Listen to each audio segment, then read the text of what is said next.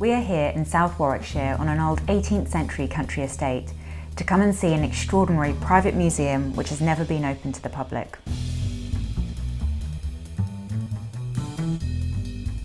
The Thomas Crapper Museum is being sold, so this is a rare chance to explore its entirety, as it's uncertain whether it can remain together or will be broken up. Solely in charge of the collection is Simon Kirby, the former owner and managing director of Thomas Crapper and Company. And we're here to soak up some of his expertise with a tour of the collection. So what are these then? These are, there's no reason why you should know, these are stall urinals. Oh well, usually when I see one I run the other direction because I realise I'm in the wrong place. Quite so. What's particularly rare about these two is, can you see the little bee? Yes, it's in a transfer on both of them. The Victorians realised that if they gave them something to aim at, then the janitor would have less clearing up to do. Okay, right. They'd just be, neater, if you know what I mean. Well, this is something pretty to look at least. Is there anything else behind that? Yes. Why did they choose a bee? They chose a bee because, it's a very rare sanitary ware joke in that they knew that most of the gentlemen using these things would have been educated in Latin, and Latin for bee is apis. Okay, so what started your interest in antique bathroomalia? Well, I think it was probably my mother, who was a book dealer, and I was a strange little child who liked old things. And she gave me a copy of Lucinda Lambton's book, Temples of Convenience, when I was 11 years of age.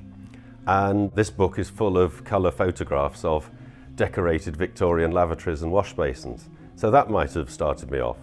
And certainly only a few years later, when I was 17, I was dealing in architectural salvage and specialised in antique bathrooms, and before long that's all we were doing, is salvaging antique loos and basins and baths, restoring them and selling them to people who wanted period bathrooms. And I believe some of the pieces photographed in Lucinda's book are actually part of your collection now. As a child, do you think that formed a bit of a wish list for the future? Well, I've never actually thought of that before. Maybe you're right. Well, there's at least one item in there that I've definitely always wanted, and that's a potty with Hitler's face in the bottom of it. It's a bit of fun like this, raised morale. It's a wonderful thing. It's the only one I've ever seen, apart from the one that featured in Lucinda Lambton's book, Temples of Convenience. From unusual rare items to remarkably ornate WC pans and huge old fireclay baths, it is easy to neglect the pristine quality of Simon's collection, as much of the pieces assembled over the last 4 decades could be plumbed in today ready for use. So I've got my name on this one. Can you tell us a little bit more about this bath? Well, it is rather special. It's fireclay, solid 3 inches thick all over, probably weighs about a tonne, and it came from Somerset House, which of course was once a royal palace. Beautiful. And relief decoration like these two are incredibly rare. It's amazing I've got 2 really. So when did you start building the collection? About 35 years ago, I started collecting salesmen's samples, which are miniature versions of loos, basins, baths, that sort of thing. And also trade catalogues, which have some of them at least, have the most amazing illustrations within. And I added to that over the years until eventually I was collecting full-size loos and basins and baths.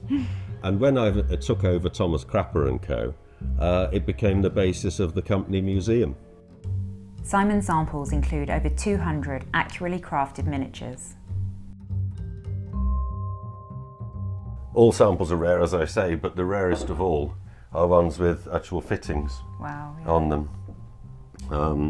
That's not only got a pair of chrome taps and waist, but a little plug and chain.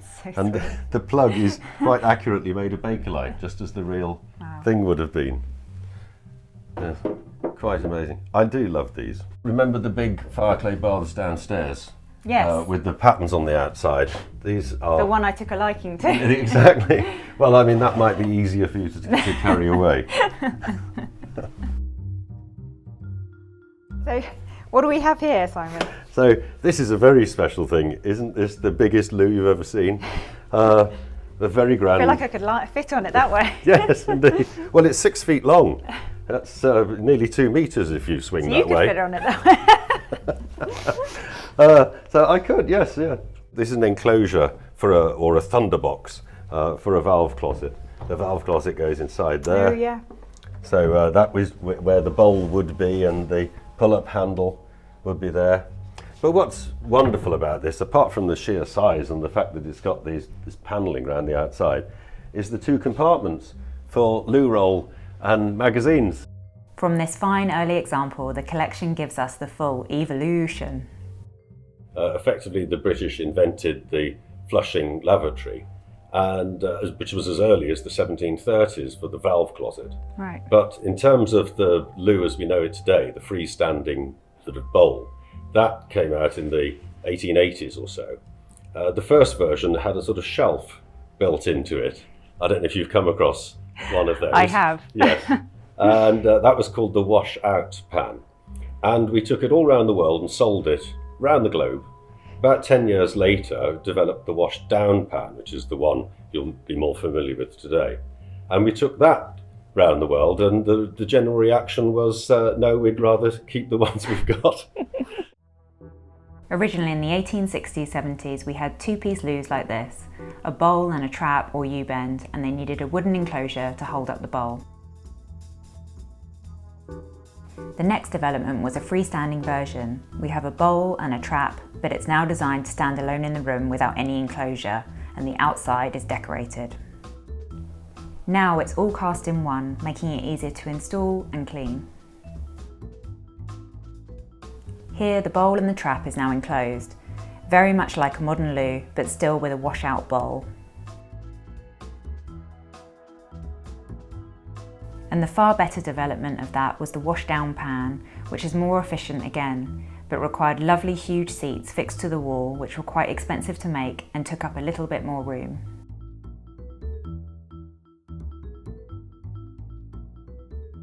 Finally, we had the same sort of pan, but lugs were added to the back and pretty much the modern seat was developed, and the loo has hardly changed since.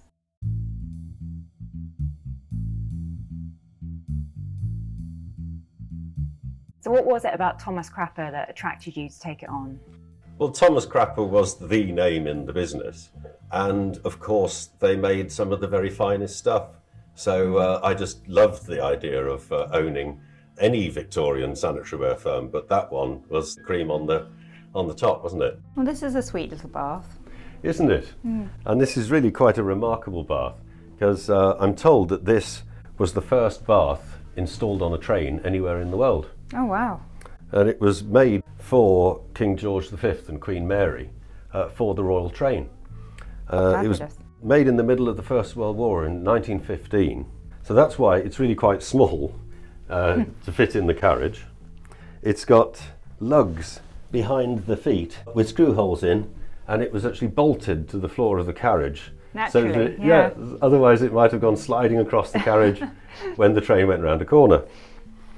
And then these rather lovely taps and plunger waste operation there, these are all silver plated.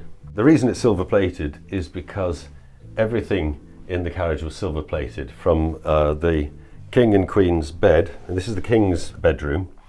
You see the brass bed is silver plated, the light switches, the fans, the lights, everything. So it's quite a thought that potentially this bath has been used by George V and Queen Mary, George VI and Queen Elizabeth, the Queen Mother, and possibly the late Queen when she was a princess. And today it's not uncommon to walk down your high street and find a bathroom showroom, but as I understand it, Thomas Crapper created the world's first bathroom showroom in Chelsea, where you could even try before you buy. Well, yes, to an extent, I suppose. I can't imagine the demure Victorians clambering into a bath in front of the salesman, but you could certainly actually see the items in the flesh. So that was pretty revolutionary then for the time, like you say, with the sensibilities regarding bodily functions. But they played it up. I mean, if you look at period photographs of the shop front, they have deliberately put lavatories all across the window, which must have been very provocative. I mean, it was claimed that genteel ladies fainted away in the street at the sight of the gleaming bowls. So tell me about this one. Isn't it fabulous? This is without question the best loo in the collection. It's a Twyfords. It's called a Twyfords Deluge, which is a great name for a loo. Yeah. It appears in the catalogues, but it's the only one I know that has ever actually survived, and yet it's in virtually perfect condition. This is a paper box. It goes at the back of the big traditional loo seat. So you stored your loo paper in here.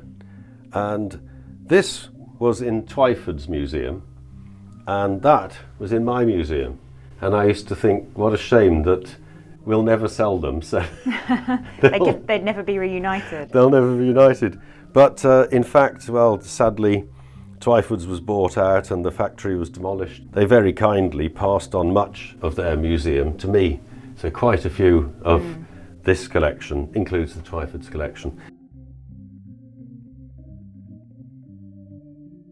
Some of these loos had great names. I've said, Unitas, Deluge, Torrent, that sort of thing. Very strong names. Yes, and quite a few of them were supposed to imply how effective the loo would be, hence flood, torrent, deluge. And others, you wonder what on earth they were thinking of. This one revels in the name of the Clencher. That's the closet of the century. And that's a loo called Cedric. Beautiful loo here. This is a gladiator. The large area. And the dolphin. Have you ever seen a loo like that? What an example of the potter's art. Sometimes called the queen of the water closets. This was produced by a company called Colden, who made art pottery and sanitary ware in separate factories. And sometimes they'd let the art potters loose on the sanitary ware with pretty wild results. But all of this is hand painted. That's the British's first attempt at making coloured bathroom fittings. They couldn't quite get the colour to be even enough all over the thing. So they made a virtue of the problem and made it two-tone. You can see it, but this all looks like a waterfall down here, the way it's all run down. So this is a rather fine loo, and it came from Harrods, the top people's department store, as they used to call it. And made by Shanks and Co. in the 1930s. I was told that Harrods would send their 1930s loo seats away to be repolished every year, which is why this is in such That is a serious fabulous, shine, isn't it? Isn't it? Yeah. And of course, in those days, you might not remember this, but I do, they used to charge £1 to use the loos. Either that or you had to show a receipt to prove that you'd bought something in the shop. Of course, yeah, paying clients. And there you are, what do you think of those? That's quite the collection. Yes. I haven't counted how many loo pools there are in that collection, but really quite a few. There's no two that's exactly the same. They're really eminently collectible, actually, aren't they? Because they're just pretty little things. What's the funniest message? Well, actually, yes, I do love pull and let go. Which seems really obvious. You know, pull and let go, don't stand there holding it for but there is a technical reason for that. I think that is Dutch, and I believe, I shouldn't really attempt this, I think it's pronounced trek slip, which I assume means pull and let go. So are there any innovations that didn't quite catch on? In terms of loo pools, as a matter of fact, there is. This one at the bottom, still in its original box. This is the Bonaire, allegedly the perfect deodorizer. And the idea of this is that it's a loo pull and chain for a high-level cistern. You can imagine that's attached to the handle of the cistern. And there's a little cap here that unscrews and you fill it with scent. In fact, we've got the original bottle here of the Bonaire deodorizer scent. And you fill that up, and then when it's fitted, when you have finished your ablutions, you pull the chain. Did you feel that? It sprays scent out of that little jet there. But of course, the obvious downside of this is that more often than not, it would indeed spray it straight in your eyes. Wild Art Deco again. Here is a particularly good example of a Victorian corner basin, about 1890, 1900, and like a lot of these things, in mint condition. Virtually all of these wash basins are complete with period taps and wastes, original items that I've been carefully restoring over the last few years. It seemed to me that it's quite likely that one day this collection might be broken up, and if so, then the fittings in it might as well be ready to install in someone's bathroom if that's what's going to happen. Ready for their next life. Yes, unless it's saved as a museum, we'll see. George Jennings, did he create the first public toilet? He did indeed. He persuaded the organisers of the Great Exhibition in 1851 to let him install public lavatories, and he charged a penny for each use and made a huge profit on the top, so they were hugely popular. So is that where the expression "to spend a penny" comes from? It does indeed. Not to spend a pound like in Harrods. Exactly so. Jennings was an incredible innovator, really. He invented so many things that we take for granted today, such as the public loo. This is one of his products, and he did go in for some pretty amazing, what we call in the trade, back stamps. That is the logo in the back of a loo pan or on a basin, or in this case a urinal. This is in amazing condition, partly because this particular urinal was never installed. It was found at the back of the plumber's merchants. From treasures that have been hidden to ideas we should look at again. There we are, spider ladder. Sweet, that's so sweet. Every household needs one. Absolutely. It's called a jewel cup, and it's where you put your rings before you wash your hands. Oh my goodness. This is one of the world's first eco-loos. This is an earth closet. Brilliant. It effectively flushes earth instead of water. And when you've finished your business, you pulled this handle a couple of times. Brilliant.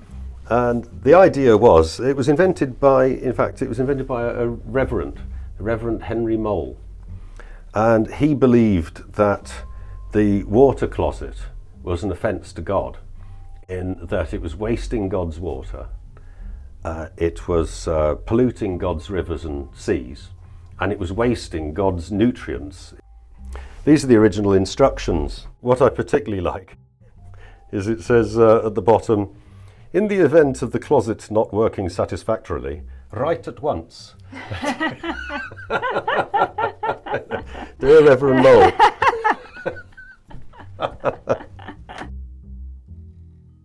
Here in the workshop, pieces are mainly in as salvage condition and awaiting restoration. I particularly like this one. I mean, I like all of these cisterns if they've got a nice cartouche and names and so on in the front. But you see this strange thing? Yes. That's the overflow. Okay. I've only ever seen 2 of these. The idea being it's supposed to draw your attention to the fact that the ballcock is leaking. And this idea is that it's really annoying and forces you to fix your ballcock, because you can imagine if the cistern is up there, the overflow is sticking out. It's going to drip on your head when you're sitting on the loo. That would force you to save water. I think they should bring that back.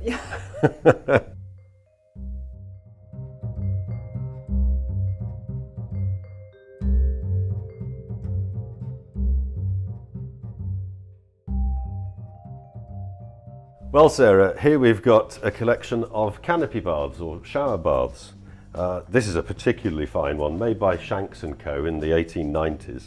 It actually appears in my old Shanks catalogue, where you'll see the original decoration. See, there's just a little bit of it left. Isn't that lovely? And the idea of a canopy bath was, of course, that you had a choice of a bath or a shower. And the canopy here on the smarter ones is actually drilled with hundreds of holes. And so, depending which way you turn the controls, Oh wow. you either get drenched from the huge shower rose at the top or squirted sideways from the jets sideways on. Come out squeaky clean. Yeah, absolutely. This is a real monster, 7 feet long, would you believe? Wow. This is only the second I've ever seen. And I actually bought this for myself. Because It's challenging being tall, finding a long enough bath. I'm 6 foot tall, and I can lie in that bath and, float. Marvellous. So we're now in the tap room. Yes. Any particular favourites? Up there we've got, see those 2 mad dolphins? Yes. Well, that's a bath tap spout, or mixer spout, and that's a basin spout. So they mount on the wall above the bath and the basin. And the tap heads are shells. Beautiful. More 6-eared French taps there. Shanks and Co. I love Shanks and Co. Of course, that looks like a sheriff's badge. Hot. Definitely. So what do you hope for the future of the collection? Well, it would be very nice if somebody bought the whole lot and kept it together as a museum. Certainly a lot of people have impressed on me how strongly they feel that it should be kept as a collection. I'm a little bit more ambivalent, though. The trade haven't come across items of this quality and this condition for a long time. So it'd be rather nice in a way if the public had the opportunity to buy stuff like this again. Obviously, everything's got to be saved. It just absolutely has to be saved. But I hope that another company might buy it for their company museum, change the name. Obviously, I mean, it won't remain the Thomas Crapper Museum anyway. It's no longer owned by Thomas Crapper and Co. So another company could put their name to it. These are American silver-mounted taps installed in private club Annabelle's. You know Annabelle's yes, in London? Yeah. The Burley place. Well, these were in the Ladies' Loo, I believe. Sold off when the club moved. Beautiful things. Speaking of the ladies, I'm ready for the restroom. Having passed on the Crapper firm 8 years ago, Simon is reluctantly ready to let go of the collection, but it would be wonderful if it could be kept together. Is there anyone out there who could save it?